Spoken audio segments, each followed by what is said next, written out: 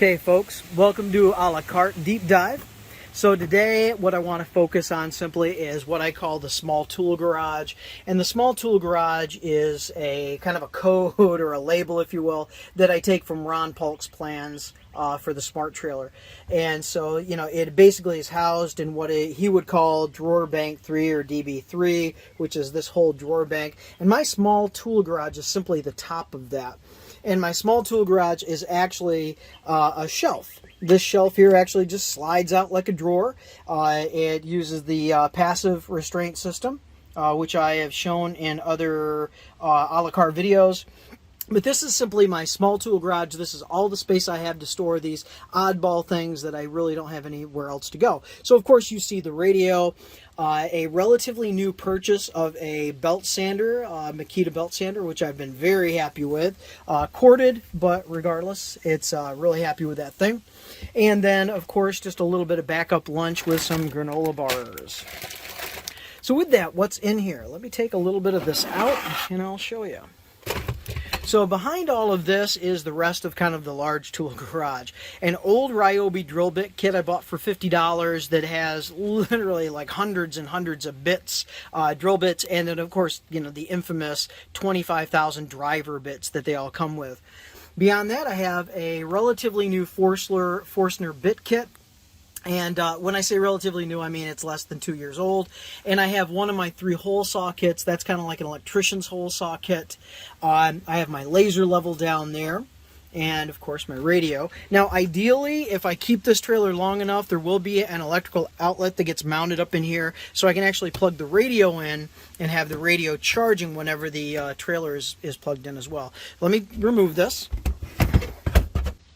And then what's behind it is simply plastic, towels that I use for drops, and a couple of extra sweatshirts on those cold days. I have a couple of my small Dewalt bags that I put tools in and carry, and then some of that really kind of dense foam that I can use on countertops to lay down and set tools on, which is even more cushiony than towels, so I don't damage any finished product at a homeowner's house. All right, well, there you go. This is the small tool garage. Now, as far as measurements, because it's really simply part of a cabinet, and this shelf can come out and it can move up or down if I want to increase the area. It's ideal here because of all the other components that I have going on. But this does actually go out. You know, you can just lift it up and pull it forward. I don't. I leave it as a fixed shelf, really, but you know, you can pull it out if you want to. So the dimensions would be from out to out for the entire cabinet, it is 32 inches. The depth, the usable depth that I have all the way to the back spreaders that I have is 23 1/4 inches. And the actual height that I have for this particular usable cabinet is 15 inches, I believe. But again, that is adjustable if I just take this shelf out. Now this shelf is made out of 1/2 inch ply. It has a 3/4 by 3/4 basically passive restraint stop so things don't slide forward and slide off the shelf. Everything is labeled, of course.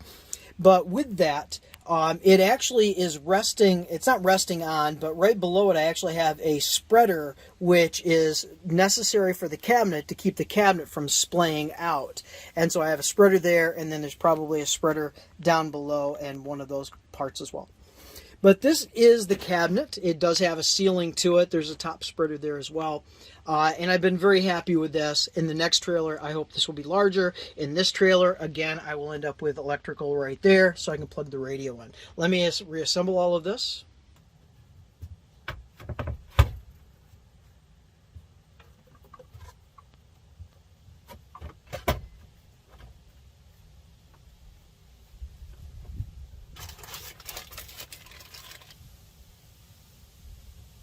All assembled. So that's the small tool garage. The large tool garage, of course, is right there. And using his code, that would be just the small tool garage. Although his is, I believe, its own cabinet, and it's fixed. Mine is basically just the top part of my drawer bank 3, but it works. It's a nice big space, especially for the radio. And then, of course, I was able to fit the boxed goods that I don't actually take out. Thank you very much for your time and your patience, and I hope you enjoyed this a la carte. I'll see you again at the next a la carte, unless this is the last one. Bye.